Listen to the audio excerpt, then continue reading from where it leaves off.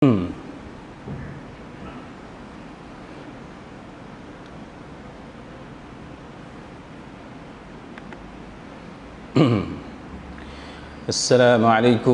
warahmatullahi wabarakatuh. Innal hamdalillah nahmaduhu wa nasta'inuhu wa nastahdihi wa nastaghfiruh wa na'udzu billahi min shururi anfusina wa min sayyiati a'malina. Man yahdihillahu fala mudilla lahu wa man yudlil fala hadiya lahu. Ashhadu an la ilaha illallah wahdahu la syarika lahu wa ashhadu anna Muhammadan abduhu wa rasuluh. Allahumma salli wa sallim ala Muhammad wa ala alihi wa sahbihi wattabi'in bi ihsanin ila yaumiddin.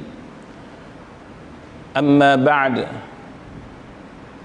Rabbi syrah li sadri, wahai Tuhanku, lapangkanlah dadaku ini, wa yassir li amri, dan permudahkanlah urusanku, wahlul 'uqdatam min lisani, dan uraikanlah kekeluhan lidahku, yafqahu qawli, supaya mereka memahami kata-kataku ini.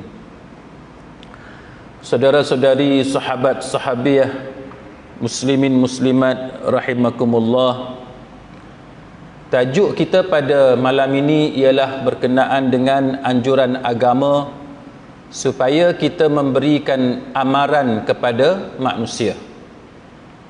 Perintah agama supaya kita memperingatkan manusia, memberikan amaran kepada mereka.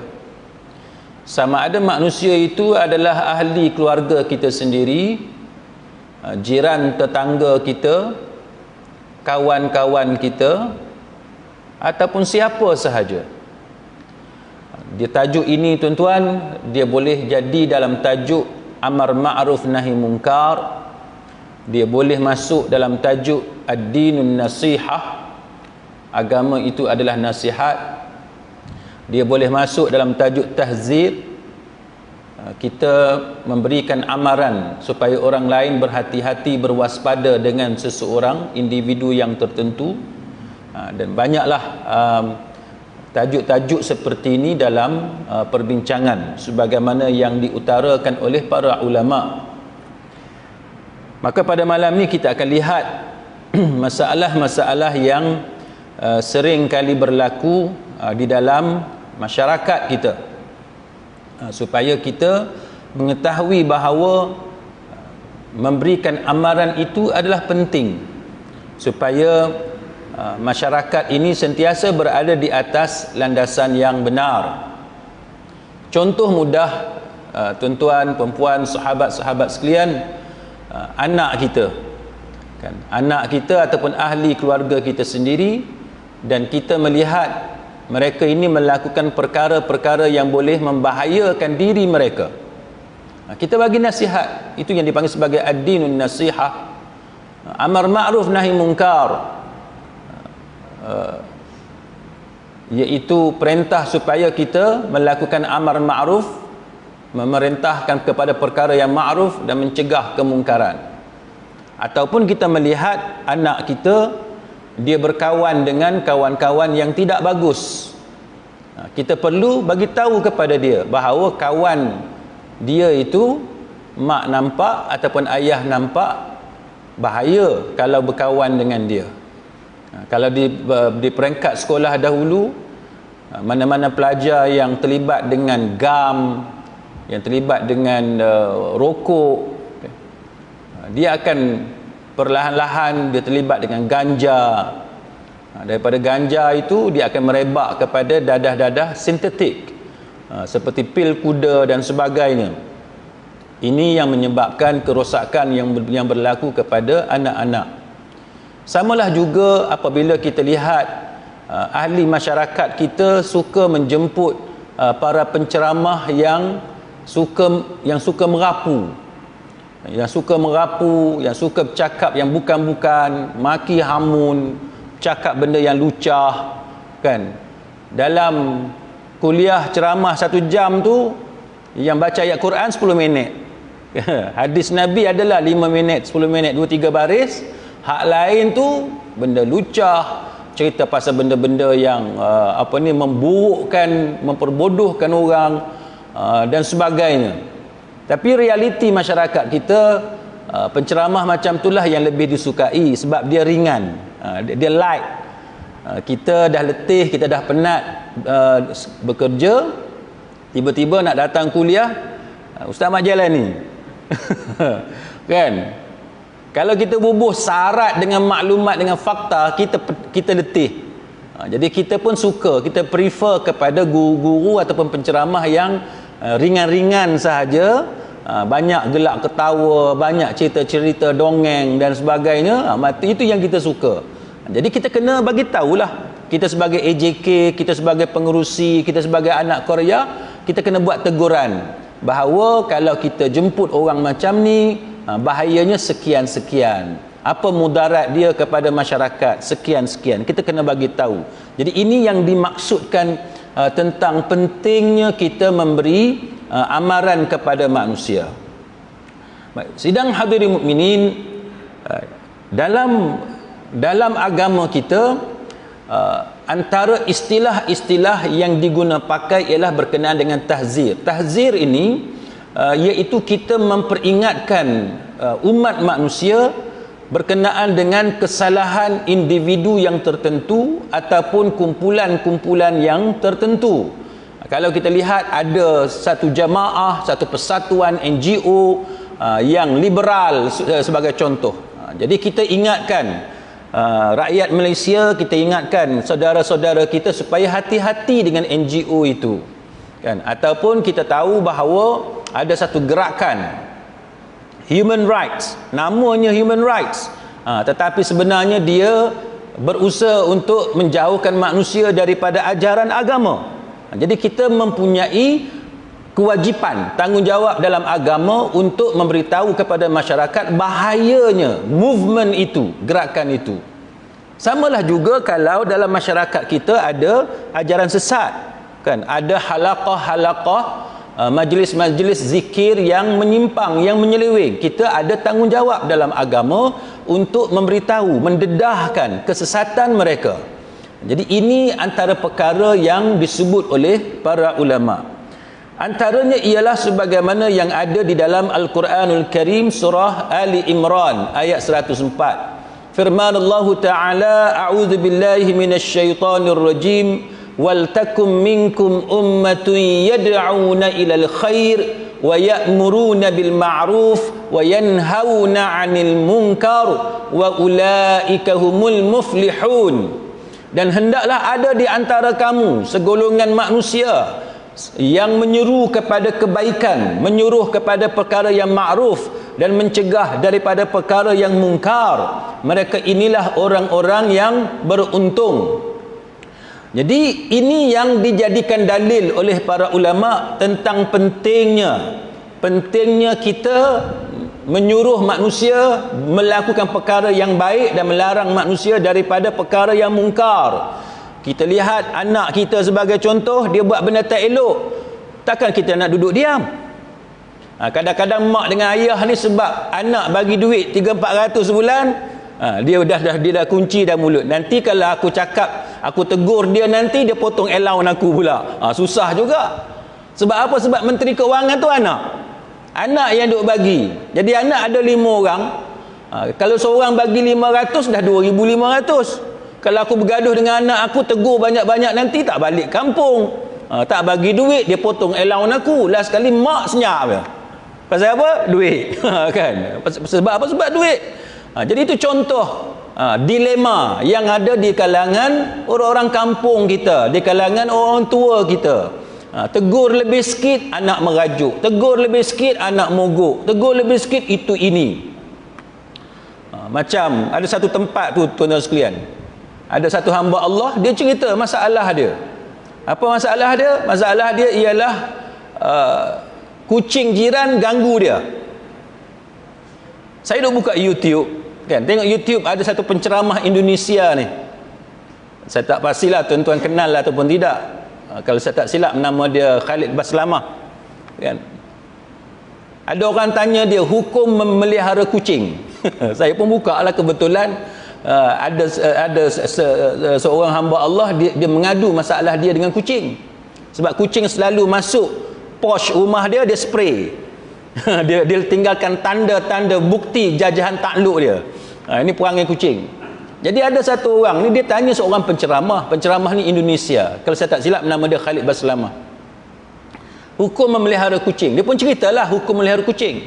Akhir sekali dia cerita ujung tu, dia kata pada pendapat peribadi dia kata kalau kita tak mampu nak jaga kucing sehingga kucing itu mengganggu jiran, kucing masuk rumah jiran, kucing kita itu dia pergi kencing, dia pergi buang najis dia di rumah jiran, maka dia kata hendaklah kita jangan memelihara kucing sebab itu najis. Jadi Ustaz Khalid Baslamah kata, jikalaulah najis itu datang daripada binatang yang halal dimakan, tahan lagi. Kan najis burung boleh tahan lah, walaupun dia najis dalam mazhab Syafi'i, dia najis, tapi berbanding dengan najis binatang yang haram dimakan, keadaan dia lebih berat. Maka ini antara benda yang kita kena perhatikan. Jadi satu orang hamba Allah ni, dia duk susah hati sebab kucing jiran dia duk buang merata atas rumput kapet, yang anak dia duk berguling atas kapet tu. Tiba-tiba yang kucing ni pula setiap hari dia letak tanda dia dekat kapet tu. Jadi bergaduh, kan. Dia tanya kucing siapa. Dia kata kalau dia jumpa nanti dia akan masukkan dalam guni, kan, nak pergi letak, hantar kat mana-mana, pusat serenti ke kan, hantar kat kantin ke kat mana, kan, hantar je mana-mana. Rupa-rupanya tuan-tuan ada tindak balas. Ni perangai manusia. Tak tahulah siapa jiran dia ke kawan dia yang tak puas hati ke, kita tak tahu.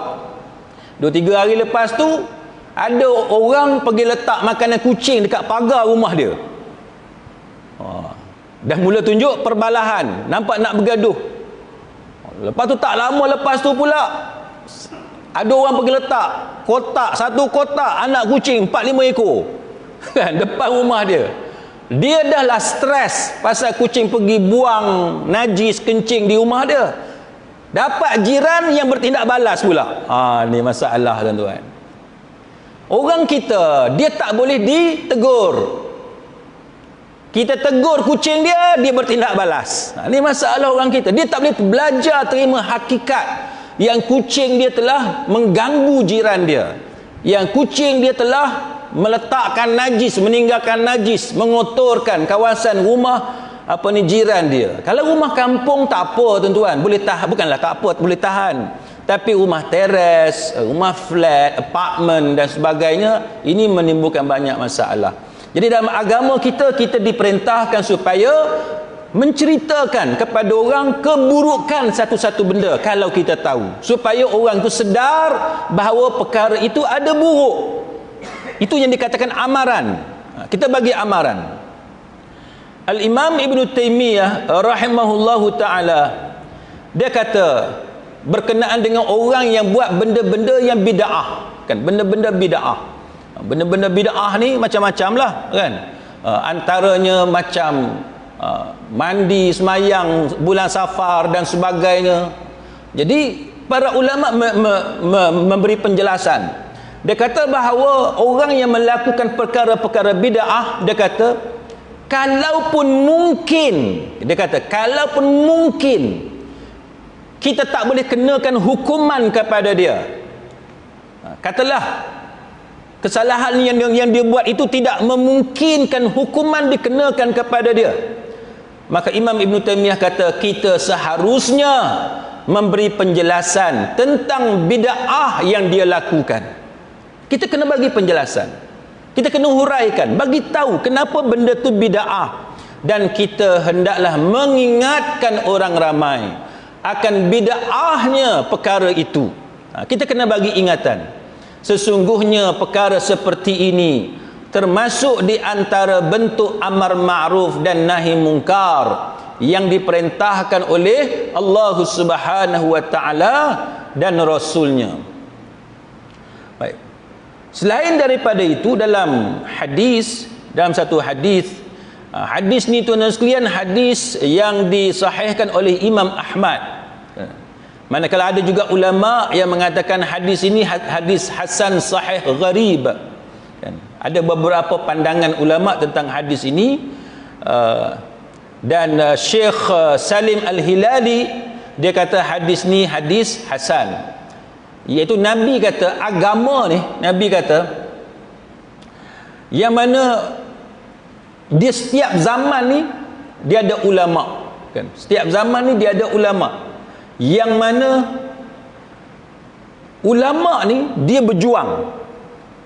berjuang untuk memastikan orang-orang yang ekstrim diketepikan, supaya umat menjauhkan diri mereka daripada golongan pelampau.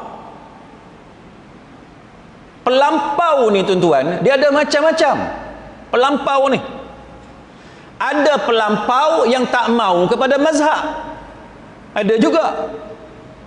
Kita sebut bab mazhab, kita cerita mazhab Syafi'i, kita cerita mazhab Imam Abu Hanifah, kita cerita mazhab Imam Malik, kita cerita mazhab Hambali, dia ketawa, dia memperlekehkan mazhab. Ada. Kalau dia tu alim sangat tak apa juga. Ni baru jenis half cook, hak jenis paruh masak.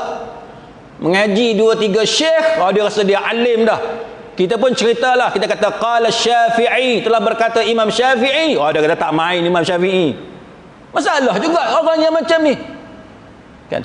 Kita cerita pasal ulama-ulama mazhab Syafi'i, dia perlekehkan. Kita cerita pasal Imam Ibn Hajar, dia perlekehkan Imam Ibn Hajar. Yang dia kagum ulama seorang dua, dia kagum seorang tu je. Seorang dua yang dia duduk mengaji, yang dia duduk follow. Itu pun masalah juga.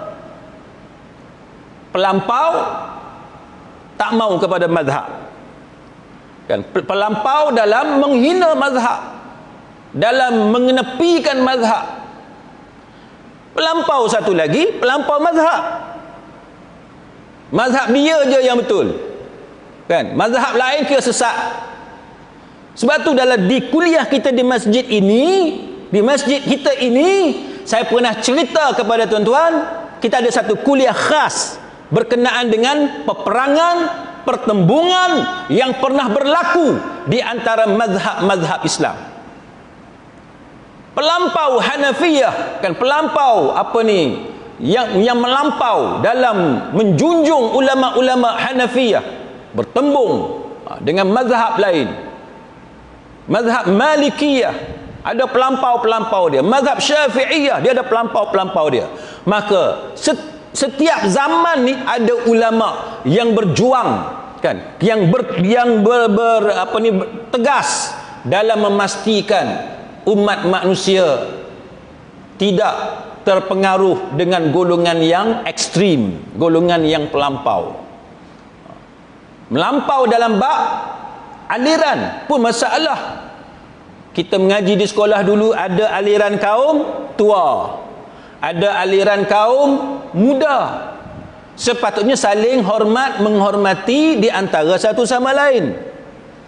Kalau istilah yang lebih sedap sikit kita sebut mazhab salaf, manhaj salaf dengan manhaj khalaf, kan?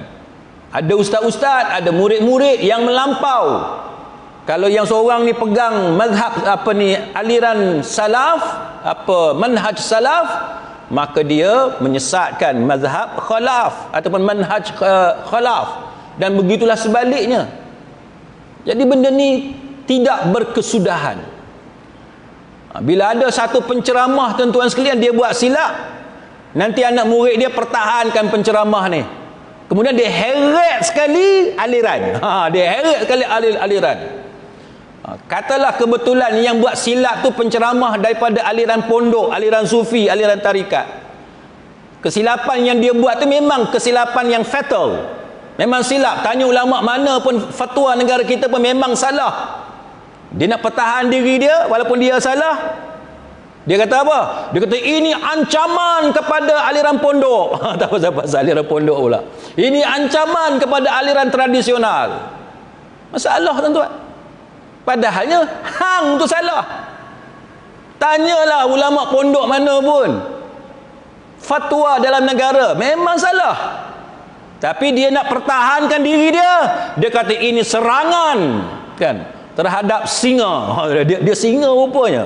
Jadi ini benda yang berlaku dalam masyarakat. Sama juga tuan-tuan, yang daripada aliran manhaj salaf kan, aliran yang dikatakan kaum muda, ada pelampau dia juga. Pelampau ni kat mana-mana ada pelampau. Quran sunnah betul, bagus. Tapi kalau sampai mengenepikan ulama, seolah-olah ulama ni budak hingusan, itu bukan ajaran yang ada dalam manhaj salaf. Tanyalah mana-mana syekh di Saudi ke, di Jordan ke, di Yaman dan sebagainya, tidak ada syekh yang mengajar kepada kita supaya mengenepikan para ulama. Kita nak faham Quran, kita nak faham hadis, perlukan kepada para ulama, kerana kita orang awam yang ikut Albani, yang kagum kepada Albani. Albani juga ulama. Maka jangan ketepikan ulama-ulama lain yang kagum kepada Syekh Syuaib Al-Arnaud kan. Jangan mengenepikan ulama lain, dan begitulah seterusnya. Kita kena belajar tuan-tuan sekalian. Kita jangan terlalu emosi. Jikalau guru kita ditegur, jikalau guru kita diberi nasihat, kita pandai macam mana sekalipun kita tetap silap tuan-tuan sekalian. Jadi itu apa yang perlu kita fahami tentang pentingnya ada golongan yang mengingatkan kita tentang kesesatan golongan yang pelampau, golongan yang melampau ini. Kemudian dalam hadis ini juga Nabi sallallahu alaihi wasallam sebut tentang jalan orang golongan yang batil, jalan yang palsu. Siapa yang nak tengok kuliah saya semalam boleh tengok dalam Facebook. Semalam tajuk kita semalam adalah berkenaan dengan ilmu kasyaf dan laduni, ilmu laduni dan kasyaf, yang jadi nampak benda gaib. Dia syok tuan-tuan. Pasal apa? Sebab dia yang nampak. Kan? Yang kita tak nampak. Jadi dia boleh dakwa macam-macam lah. Dia nampak tu, dia nampak ni, kita tak nampak. Jadi bila kita tak nampak, dia nampak, dia boleh dakwa macam-macam. Sebab tu semalam kuliah saya semalam, bagi sesiapa yang tidak berkesempatan menonton, dia boleh tengok. Saya ulas berkenaan dengan fatwa negeri Pulau Pinang kita tentang ada satu kumpulan ajaran sesat yang menggunakan kononnya ilmu laduni. Boleh tengok yang tu. Baik, jadi ada jalan golongan yang batil kan. Dan yang ketiganya Nabi sallallahu alaihi wasallam menyebut tentang wa ta'wilul jahilin, iaitu golongan takwil, golongan yang jahil. Jadi kita kena hati-hati. Dia jahil, dia takwil ikut suka dia. Dia bagi tafsiran ikut suka dia. Dia bagi makna huraian ikut suka dia. Quran dia ada disiplin. Tuan-tuan nak faham tentang ayat qul ya ayyuhal kafirun, tentang ayat qul huwallahu ahad. Tuan-tuan nak faham tentang ayat idza ja, ayat tabat yada, ayat apa alif lam mim. Tuan-tuan perlukan kepada tafsir yang muktabar. Kuliah kita di sini di Sungai Dua ni saya sudah sebut beberapa kali tentang metodologi yang betul dalam tafsir. Kita kena tahu nama-nama ulama yang sudah establish dalam bidang tafsir, ummahatut tafasir. Apa dia the major exegesis, kita kena tahu. Imam Ibn Katsir, Imam At-Tabari kan. Kalau hak moden-moden ni Dr. Wahab Az-Zuhaili, itu nama-nama yang besar. Kalau hak yang dulu tu Imam Qurtubi, banyaklah tafsir yang terkemuka yang dianggap dan diterima sebagai tafsir yang muktabar. Ni pergi ambil tafsir entah siapa-siapa yang lari daripada mainstream, yang bukan pendapat yang muktabar, maka itu yang jadi dia tafsir ikut suka dia. Nak takwil, nak tafsir ikut suka dia tak boleh. Kita dalam agama kita ada jalan yang telah ditetapkan, cara, metodologi yang ditetapkan. Sama dengan hadis. Hadis sebagai contoh, nak faham hadis Bukhari, tengok rujuk kepada syarah Fathul Bari sebagai contoh. Imam Bukhari, hadis-hadis Bukhari disyarahkan oleh Imam Ibn Hajar Al-Asqalani rahimahullahu ta'ala. Kalau Sahih Muslim sebagai contoh, antaranya Imam Nawawi, tokoh besar dalam mazhab Syafi'i.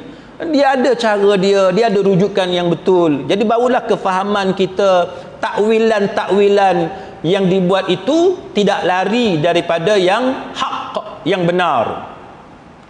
Jadi ini yang diperingatkan oleh Nabi kita Muhammad sallallahu alaihi wasallam. Baik. Tapi dia ada cara dia. Bukan kita boleh main ikut suka, kan? Dia ada cara dia. Kita nak bagi penjelasan orang tu bahaya, dia ada cara dia. Kita tak boleh main kata bodoh, sesat, kafir, tak boleh. Mengkafirkan orang mudah-mudah tak boleh, menyesatkan orang mudah-mudah tak boleh. Sebab tu kita kena hati-hati. Dia ada cara dia, kan? Nak bid'ah, senang-senang kata bid'ah tak boleh. Kita kena rujuk kepada fatwa yang muktabar, kena rujuk kepada ulama yang muktabar, kitab-kitab yang muktabar. Nak dengan mudahnya, dengan senangnya membid'ahkan orang tak boleh. Dengan mudah dan senangnya nak mengharamkan sesuatu tak boleh. Nak sesatkan satu-satu golongan tak boleh. Kita kena hati-hati. Ni saya duk tengok sekarang ni banyak istilah, contohnya ulama jahat. Tak pasal-pasal ulama jahat, ulama tu jahat, ulama ni jahat. Habis tinggal siapa yang baik tak tahu. Semua jadi jahat belaka. Satu lagi istilah penunggang agama. Oh, senang sungguh sebut istilah penunggang agama. Yang ni pun penunggang agama, yang tu pun penunggang agama. Tuan-tuan, jangan cepat, hati-hati. Cari yang confirm, yang betul penunggang agama, ada evidence, kan, ada rujukan yang betul, silakan. Tapi kalau tak ada, jangan jangan bermudah-mudah untuk menuduh orang penunggang agama, untuk mudah-mudah menuduh orang memperalatkan agama, untuk mudah-mudah menuduh orang sesat. Jangan. Kena ada bukti yang kukuh. Lebih baik kita lambat dalam memberi komen berbanding dengan kita gopoh dalam memberi komen. Kena hati-hati. Baik. Contoh, berkata Al-Imam Al-Qarafi rahimahullahu ta'ala dalam Al-Furuq, dia kata hendaklah, dia kata kerosakan dan keaiban ahli bid'ah serta pengarang buku-buku yang menyesatkan disebarluaskan kepada umat. Qarafi kata apa? Dia kata segala kerosakan, benda-benda rosak yang dibuat oleh orang ahli bid'ah ni, kita kena cerita pada orang supaya manusia menjauhi tempat tu, menjauhi kumpulan itu, menjauhi tokoh-tokoh tersebut. Kita kena cerita. Sebab itu kerajaan Melaka sebagai contoh, dia declare tentang khurafatnya, upacara-upacara ritual tertentu yang dilakukan di kubur-kubur keramat yang ada di Pulau Besar sebagai contoh. Tuan-tuan boleh tengok dalam secara online fatwa-fatwa Melaka, Negeri Sembilan pun ada, banyak negeri dah cerita benda-benda macam ni supaya masyarakat jauhkan upacara yang macam tu. Nak kenal macam mana, dia ceritalah kubur keramat yang diagungkan oleh masyarakat sekitar, ada pengunjung, dia letak kain-kain yang berwarna dengan warna tertentu, warna kuning, warna hijau. Kita ni pula betul bendul. Hak sesat kat mana? Pulau Besar dekat Melaka je. Yang kat Penang tak sesat. Kan? Dia pergilah pula kubur keramat kat Penang pula sebagai contoh. Padahal yang kat Penang pun sama juga dengan yang ada di Melaka tu. Color kain pun sama, dibungkus pun sama, ritual, upacara pun lebih kurang. Tujuan kita cerita supaya tuan-tuan ambil pelajaran, kalau jumpa sama ada tempat tu ataupun tempat lain tapi ciri tu sama, maka jangan duk pergi. Jangan pergi dekat, jangan terlibat dalam aktiviti berkenaan. Itu tujuan kita cerita. Tapi orang kita ni macam-macam lah. Hak cerdik lah. Hak lambat pikat. Orang Sungai Dua faham tak lambat pick up apa dia? Orang Sungai Dua ni cepat pick up ke lambat pick up? Lambat pick up ni macam kereta lah tuan-tuan kan. Kereta hak sisi tinggi, yang horsepower tinggi tu, tekan tu dia pergi terus. Kereta hak sisi rendah, horsepower rendah, tekan tu tak pergi-pergi. Tekan tu dia bunyi. Ada kawan saya minta maaf lah, saya bagi contoh. Apa ni, tak sebut nama tak apa kan. Kawan saya seorang ni dia lambat pick up. Kawan saya seorang ni dia bukan ada masalah apa, tapi dia memang lambat pick up. Dia baik, dia orang baik, orang bagus, tapi dia lambat pick up. Kalau kami berkumpul, orang lain gelak, orang lain ketawa dah, dia duduk diam. Bila orang lain berhenti ketawa, baru dia gelak. Baru dia ketawa. Dia punya lambat. Bukanlah lambat 2-3 minit, lambat 2-3 second. 2-3 saat lambat. Lagu tu, kita cakap apa, kita buat lawak jenaka, dia lambat ketawa. Orang lain ketawa dulu, dia ketawa kemudian. Kita cerita benda sedih, orang lain sedih dulu, menangis dulu, dia menangis kemudian. Dia lagu tu. Ada orang lambat pick up. Jadi kita dalam masyarakat ni janganlah jadi orang yang lambat pick up. Dah mufti dah bagi fatwa, Jawatankuasa Fatwa dah bagi fatwa. Benda-benda khurafat ni apa dia? Jangan kita ni sampai tahap yang tu je yang salah. Kan benda lain yang ada ciri yang sama tak salah pula.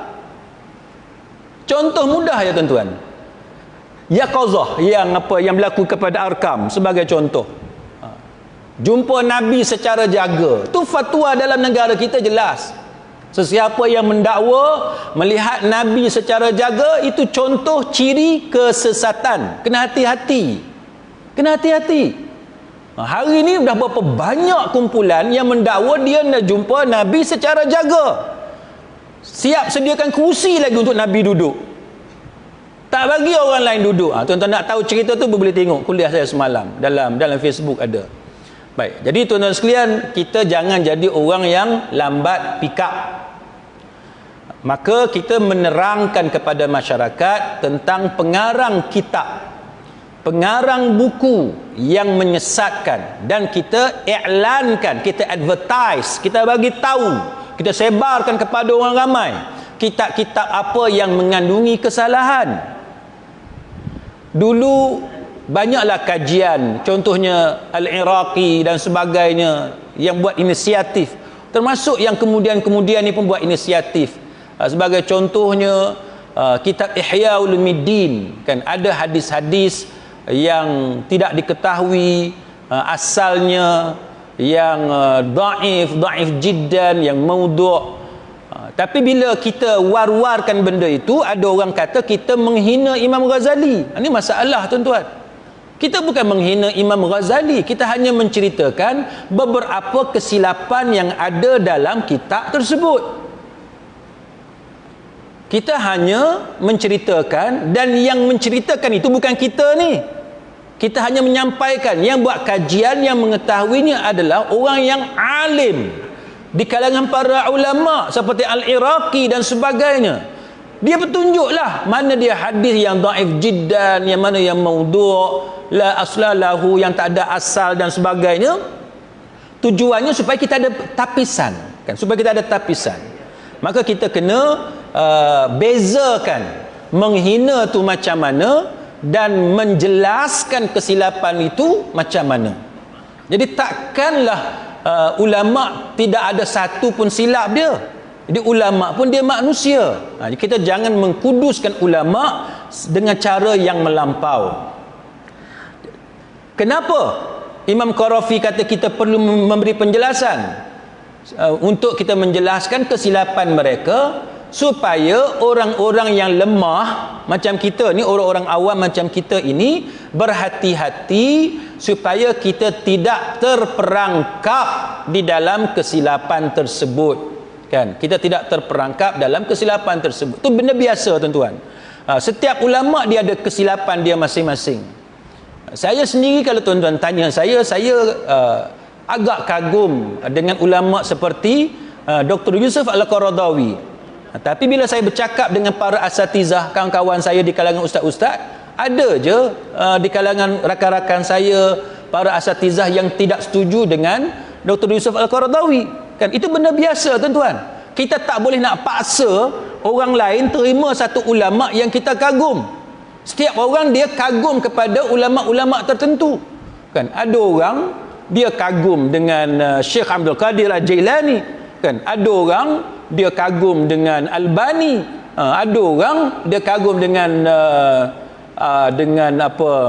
Syekh Syuaib Al-Arnaud, ada orang dia kagum dengan Syekh Muqbil, kan? Ada orang dia kagum dengan Syekh Ali Jum'ah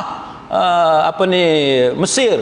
Ada orang dia kagum dengan fatwa Eropah, dia suka tengok fatwa-fatwa Eropah. Jadi macam-macam, setiap orang dia ada kecenderungan dia masing-masing. Dan kita tak boleh, susah untuk kita paksa setiap orang untuk kagum dengan tokoh-tokoh yang kita kagumi.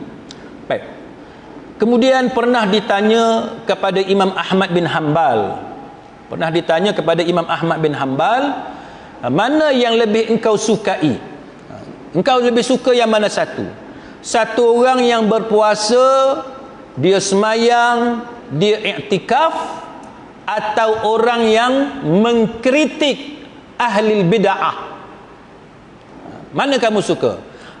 Si A ni dia puasa sunat, puasa wajib, dia semayang sunat, semayang wajib, dia iktikaf apa semua. Si B ni pula dia mengkritik orang-orang yang melakukan perkara-perkara bid'ah dalam agama. Lalu berkata Imam Ahmad bin Hanbal, dia kata kalau dia semayang, kalau dia puasa, dia iktikaf dalam masjid, maka faedah manfaatnya itu hanya untuk dirinya seorang. Pahala untuk diri dia, kebaikan untuk diri dia, dia kata. Tapi kalau dia mengkritik orang yang melakukan bid'ah dalam masyarakat, maka manfaatnya untuk seluruh orang-orang Islam, dan ini lebih afdal. Dia kata lebih afdal kalau kita memberi amaran kepada orang, bagi tahu dia silap apa, dia salah apa. Tapi macam yang saya sebut tadi lah, tuan-tuan, kita janganlah cepat pula membida'ahkan benda yang ulama tak kata bida'ah pun, ataupun benda yang khilaf mu'tabar. Khilaf mu'tabar di kalangan para ulama kita jangan duk besar-besarkan, kan, sehingga menyebabkan berlakunya kecelaruan. Tapi kalau benda itu bukan khilaf yang muktabar, kan, kita ada pendapat yang jauh lebih baik, maka kita dialu-alukan untuk mengemukakan hujah kita, argument kita. Jadi kita mengaji ni kena ada arguments, kena ada hujah, kena ada dalil, kan, kena ada nas. Barulah kita panggil belajar, kita panggil mengaji. Itu cara dia. Kalau tuan-tuan tak mau dengan hujah, tuan-tuan tak mau dengar dalil, tak mau mendengar nas dan perbahasan para ulama, yang tu bukan mengaji, yang tu hiburan. Macam Maharaja Lawak, kan, tuan-tuan duduk bersandar kat dinding, kan, dengar je, kan. Ustaz pun ceritalah, adalah benda lucu satu dua benda, masuk isyak boleh balik. Okey lah. Yang tu entertainment, yang tu hiburan. Otak kita tak payah proses, otak kita relax je, dengar je. Jadi ustaz ni pun ceritalah, malam ni nak cerita apa tahu, kancil dengan apa, pak belang ke apa ke, kan. Jadi yang Qurannya sikit je cerita, yang banyaknya kancil dengan Raja Sulaiman dengan apa semua cerita, buaya dengan sang kancil tipu buaya, 1 2 3 lekuk, jantan betina aku ketuk. Kita gelak masuk isyak habis. Yang tu bukan mengaji, kan. Bukan tak boleh kita selitkan lawak jenaka, tapi jangan lawak jenaka yang lebih banyak, yang dominan, kan. Ilmunya mana, perbahasan ulama'nya mana, nak bagi masyarakat faham apa yang dibincangkan oleh para ulama'. Baik. Maka antara contoh-contoh tuan-tuan sekalian, kita tengok contoh-contoh yang berlaku. Contohnya Ibnu Umar radhiyallahu anhuma, Abdullah bin Umar ataupun Ibnu Umar, dia ni anak kepada Sayyidina Umar. Dia tahzir siapa? Puak Qadariyah. Puak Qadariyah. Dia kata bagi tahu kepada mereka bahawa aku berlepas diri daripada mereka dan mereka berlepas diri daripada aku. Ni disebut dalam Sahih Muslim. Bagaimana Ibnu Umar dia iklankan, dia advertise, dia bagi tahu kepada khalayak, bagi tahu kepada puak-puak Qadariyah bahawa aku berlepas diri daripada mereka. Maknanya tak setujulah kan, dia orang tu sesat dan mereka berlepas diri daripada aku. Tuan-tuan, manusia ni akidah dia pelik-pelik. Manusia akidah dia pelik-pelik. Saya sendiri pernah diberitahu tentang ada juga kan nama-nama besar yang tertentu dalam negara kita yang ada akidah-akidah yang pelik ni. Dia kata kita buat baik macam mana sekalipun, kalau Allah nak masuk kita dalam neraka, masuk neraka juga. Kita buat jahatlah macam mana sekalipun, kalau Allah Ta'ala nak bagi kita syurga Firdaus, masuk syurga lah juga. Tuan-tuan dengar perkataan ni, tuan-tuan nak komen apa? Apa maksud dia? Kalau dia maksud nak cerita Allah Ta'ala ni maha berkuasa kan, bukanlah kita menafikan Allah Ta'ala tu maha berkuasa. Ya, Allah Ta'ala maha berkuasa, dia boleh buat apa sahaja, tapi Allah Ta'ala maha adil. Allah Ta'ala tidak akan memasukkan orang yang jahat, orang yang buat maksiat, tiba-tiba Allah Ta'ala suka pula kepada orang buat maksiat. Buatlah maksiat sepanjang hidup kamu, Allah Ta'ala akan masukkan kamu dalam syurga. Bukan macam tu. Quran, hadis menceritakan tentang siapa yang buat baik dia masuk syurga, Allah Ta'ala redha dia masuk syurga kan. Siapa yang buat jahat, yang dosa, ancaman neraka. Ni datang daripada mana cerita kalau kita buat jahat macam mana sekalipun, kalau Allah Ta'ala nak masukkan kita dalam syurga, masuk syurga juga. Kita tak nafi tuan-tuan, semua keputusan di tangan Allah Ta'ala, tapi Allah Ta'ala maha adil. Allah Ta'ala tidak berlaku zalim kepada hamba dia. Allah Ta'ala dia tidak aniaya kepada kita. Allah Ta'ala maha pengasih, Allah Ta'ala maha penyayang, the most gracious, the most merciful kan. Allah Ta'ala ni dia sayang sangat kepada hamba dia. Dia tak akan buat jahat kepada hamba dia. Yang buat jahat ni manusia. Jadi kita janganlah mengeluarkan ungkapan-ungkapan macam puak-puak yang salah ni, Qadariyah lah apa semua tuan-tuan sekalian. Sebab Abdullah bin Umar dia tunjuk ketegasan dia berlepas diri daripada golongan ini. Samalah juga dengan Imam Bukhari, dia mengingatkan kita tentang kesalahan puak-puak Jahmiyah kan. Kemudian Imam Ad-Darimi, sama Ad-Darimi pun kan, dengan Bishr al-Mirrisi dalam kitab dia sebut tentang ni. Imam Daruqutni sama juga, dia tahzir Amr bin Ubaid, puak-puak Mu'tazilah dan sebagainya. Jadi ulama-ulama zaman dulu dia memang dia tahzir, dia bagi tahu kepada orang puak ni jahat, puak ni sesat, orang ni jahat, orang ni silap, orang ni tak betul. Dia bagi tahu, bukannya dengan mengambil sikap play safe. Setengah daripada kita suka ambil sikap play safe, berkecuali, tutup mulut, tak mau komen apa, sebab tak mau bergaduh. Yang puak ni pun nak jaga, yang puak ni pun nak jaga. Yang tu tidak bagus. Yang bagusnya ialah kalau salah, tetap kata salah. Kalau benar, katakan benar.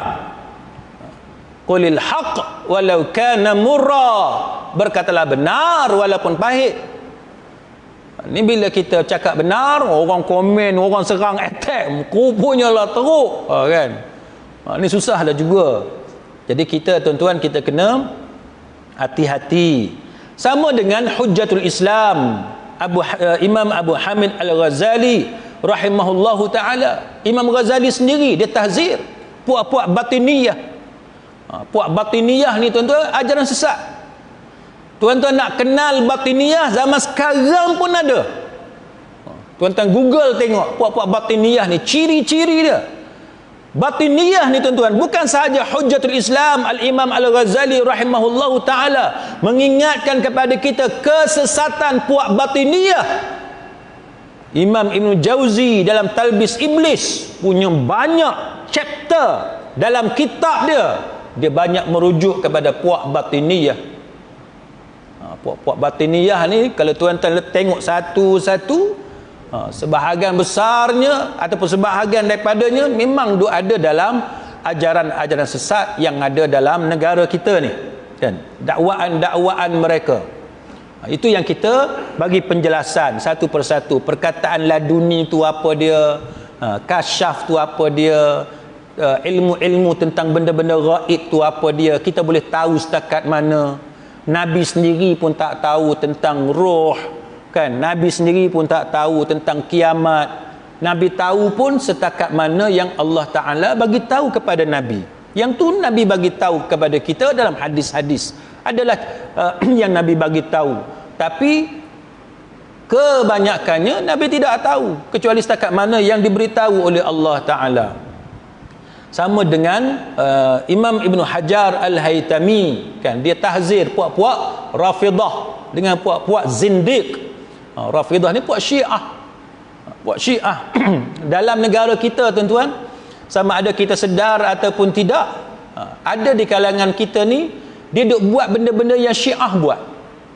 Kita cerita Syiah ni bahaya, dia kata ya Syiah bahaya. Dia pun sama naik juga, Syiah ni tak boleh pakai. Tapi dia tak sedar amalan-amalan yang dia buat, benda yang dia ucap tu datang daripada puak Syiah. Dia tak sedar. Sebab tu kita bagi penerangan.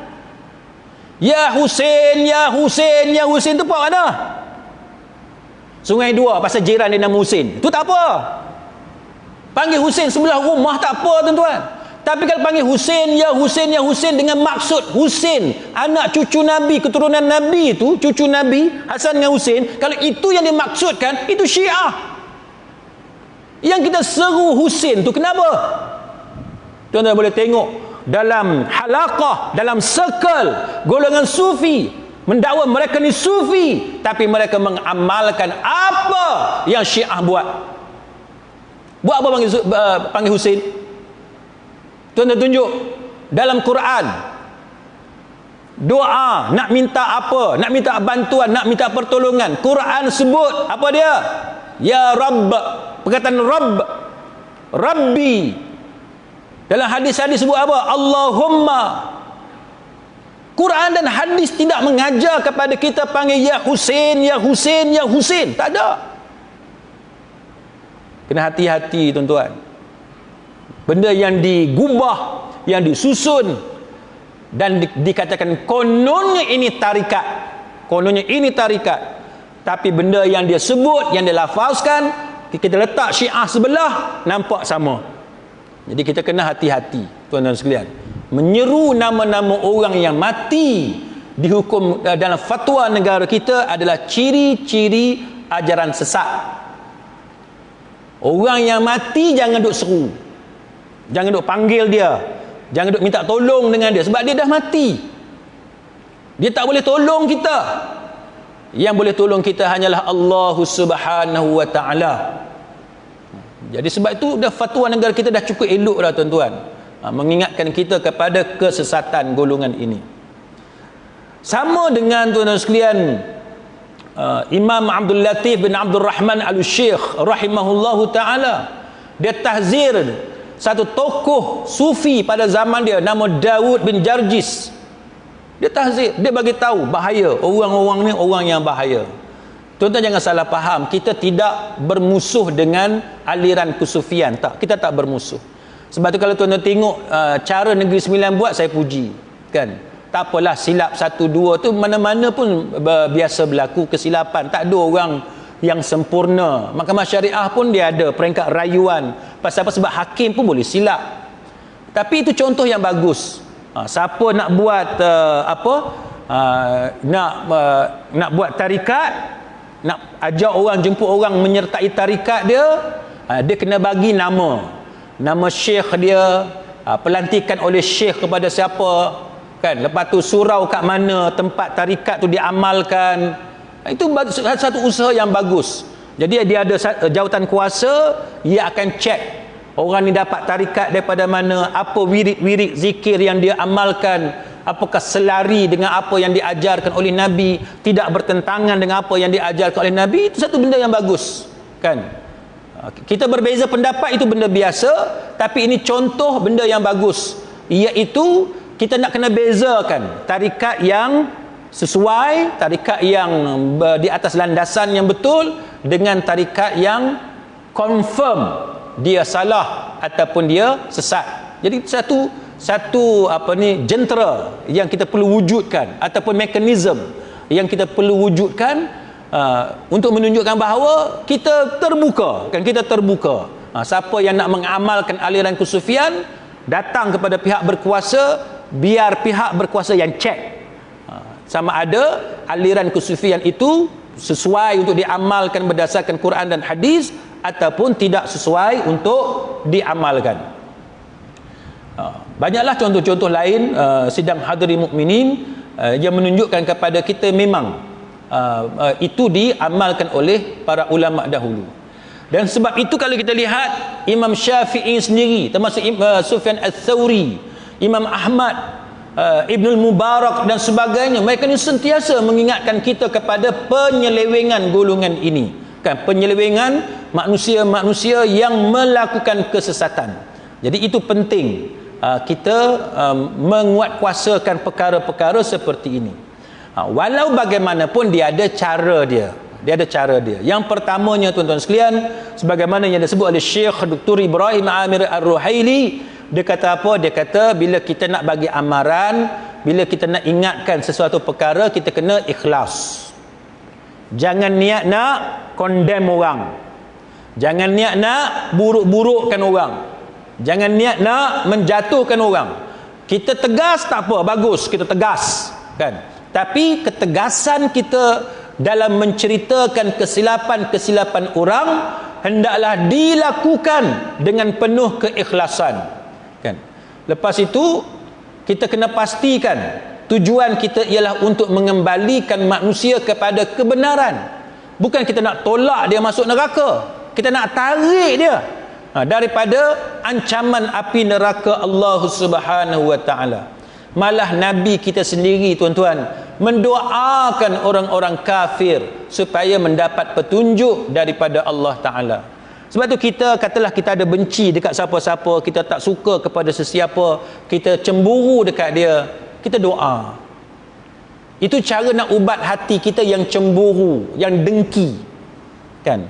Kita tengok ada satu orang ni, dia lebih jauh daripada kita, ilmu dia, kekayaan dia, populariti dia, kita doakan kebaikan untuk dia. Jadi bila kita doakan kebaikan untuk dia, ya Allah, bagilah kebaikan kepada dia ni, walaupun hati aku tak suka dekat dia, aku secara peribadi aku tak suka kepada dia, tapi engkau bagilah kebaikan untuk dia. Jadi kita mendoakan kebaikan. Engkau bagilah taufik dan hidayah kepada dia, engkau bagilah rezeki kepada dia, kesihatan kepada dia. Itu cara yang betul. Jangan kita ejek pula. Kita dah bergaduh dalam YouTube, kan? Kita kata kat dia, dia kata kat kita. Sekarang ni pun syok tengok macam saya ni, bawa smartphone, letak tongkat, bubur, bang, tembak. Kita tembak dia, dia tembak kita balik, kan? Lepas tu dia sakit. Orang Islam yang bagus mendoakan kesembuhan dia. Walaupun kita duduk berdebat, berhujah sembilan time dia sakit, kita doakan. Semoga engkau diberikan kesembuhan oleh Allah Ta'ala, syafakallah lah semua, kan? Itu akhlak yang baik. Jangan pula tulah lawan aku sangat. Ada orang kita perangai lagu tu, tu sakit tu, nak lawan lagi. Dia bagi ayat macam tu. Tuan-tuan, ini contoh sifat yang tidak baik. Jadi bila kita berlawan hujah, kalau orang tu sakit, orang tu ditimpa kecelakaan, ditimpa kemalangan, kesusahan, musibah dan sebagainya, hendaklah kita doakan benda baik-baik untuk dia. Itu cara yang betul. Yang keduanya, para ulama mengatakan bahawa hendaklah dilakukan dengan ilmu, kan, orang yang alim. Sebab kalau kita nak tegur orang, kita tidak ada ilmu, takut kita pula, kan, bukannya tegur, dia jadi macam tikus baiki labu. Kita tak mau tikus baiki labu. Yang ketiganya, bila kita nak tegur, kita nak bagi amaran, kita nak bagi warning kepada orang ramai, kita kena tengoklah bentuk kesalahan yang dia buat.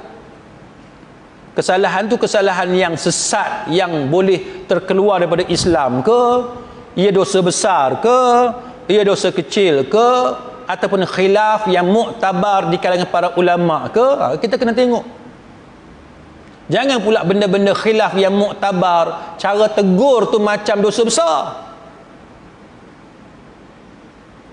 Kita baru kenal manhaj salaf, kaum muda pergi belajar Saudi 2-3 tahun, balik tengok orang kampung sembahyang subuh angkat tangan baca doa kunut, Allahumma hdina fi man hadait, turun tangan nak masuk neraka ke, contohnya. Kan tak ada aku yang buat macam tu, tapi contoh ni, contoh melampau ni, tapi nak bagi senang faham je. Tak boleh lah, kan. Kunut tu khilaf yang muktabar dalam mazhab Syafi'i, ianya memang sunat abad. Jadi memang disunatkan dalam mazhab Syafi'i. Kita tak boleh lah pergi jerkah orang yang baca kunut. Tengoklah dalam mazhab Syafi'i memang semua kitab-kitab mazhab Syafi'i, kitab-kitab besar menyebut tentang sembahyang subuh memang ada kunut. Ni kadang-kadang nak berkeras juga, kan. Tok Imam angkat tangan, dia tak mau angkat tangan, nak tak angkat tangan, nak tunjuk juga. Salahnya Tok Imam angkat tangan. Masalah, tuan-tuan, benda khilaf. Kita nak bergaduh benda khilaf macam tu buat apa? Samalah juga tuan-tuan sekalian, khilaf tentang baca bismillah, kan. Bismillah nak jahar ke nak perlahankan. Kita nak perlahankan. Jadi kalau imam dia jaharkan bismillah, tak apalah. Itu memang khilaf yang muktabar, kan. Jadi benda-benda macam tu kita jangan bergaduh. Sama juga sembahyang mayat, solat jenazah. Bagi salam. Nak bagi salam 2 kali kanan kiri ataupun nak bagi salam sekali, tak ada masalah. Ni jangan pula tengok orang bagi salam sekali, Assalamualaikum warahmatullahi, sudah dia berhenti cakap tu, lagi sekali, satu lagi. dia marah kat kawan tu. Janganlah, tu benda khilaf yang muktabar, kan. Sama dengan semayang solat jenazah, berapa kali takbir. Kita di Malaysia ni kita buat 4 kali. Kalau tuan-tuan tengok pendapat ulama tu macam-macam. Dan kita pula janganlah nak show off, nak menunjuk-nunjuk. Kita dah belajar dah, kan. Bawa balik nak tunjuk ni. Kan nak tunjuk. Kalau nak tunjuk, dia pergi cerita briefing dulu dekat orang kampung, tak apa. Ni dia tak briefing, tu masalah dia. Bila dia tak briefing, kelam kabut. Ada satu masjid saya nak cerita kat tuan-tuan, tapi bukan di Penang. Ada satu masjid yang buat ni orang bagus, bukan dia tak bagus, tapi masa dia muda-muda dulu dia gopoh. Masa muda-muda dulu dia gopoh. Dia belajar luar negara, dia balik kampung dia, tiba-tiba tu imam tengok anak muda belajar di luar negara, balik kampung, suruh dia jadi imam. Dia pun jadi imam. Bila dia jadi imam, kan kita sujud tilawah, kan, sujud surah sejadah tu. Surah sejadah tu kita di Malaysia ni biasanya kita baca pada hari Jumaat, pagi Jumaat sembahyang subuh. Jadi bila sampai kepada ayat sujud tu, kita pun imam sujud, kita pun sujud. Jadi anak muda ni tuan-tuan, dia seorang yang bagus, bukan tak bagus, cuma dia dalam bab ni dia gopoh. Dia baca ayat Quran, banyak ayat Quran yang ada ayat-ayat yang disunatkan untuk kita sujud. Contohnya Iqra tu ujung sekali tu memang untuk dianjurkan, disunatkan kita sujud. Tapi kita tak cerita dekat jemaah. Kita tak cerita kita nak buat yang tu. Jemaah ni pula orang kampung. Orang kampung dan kepala dia sujud hari Jumaat je. Surah sejadah je. Orang kampung. Yang kita pula alim. Kan alim sikit lah. Dah 2-3 tahun belajar luar negara ni, alim sikit. Kita tahu selain pada surah sejadah, ada surah lain lagi yang ada ayat yang sunat kita sujud. Tapi kita tak cerita dekat orang kampung. Kita jadi imam, Baca ayat tu kita turun, sujud. AJK telefon kat saya tuan-tuan. Ustaz, macam mana ni? Sah tak sembahyang kami ni? Dia tanya sah ke tidak? Orang kampung kan, dia bukanlah tahu banyak benda. Jadi kita sebagai orang yang lebih alim, lebih tahu, kita kena sesuaikan kan. Kita kena pandai-pandai. Nak buat benda yang pelik sikit daripada masyarakat yang biasa buat, kena ajar dulu kan, kena cerita, kena bagi tahu benda itu supaya tidak terkejut, supaya tidak gempar. Jadi sidang hadirin mukminin, setakat itu mudah-mudahan Allah Subhanahu wa taala merahmati kita semua, mengurniakan taufik dan hidayah kepada kita semua insya-Allah. Wallahu a'lam. Aqulu qawli hadza wa astaghfirullahal azim li wa lakum. Wassalamu alaikum warahmatullahi wabarakatuh.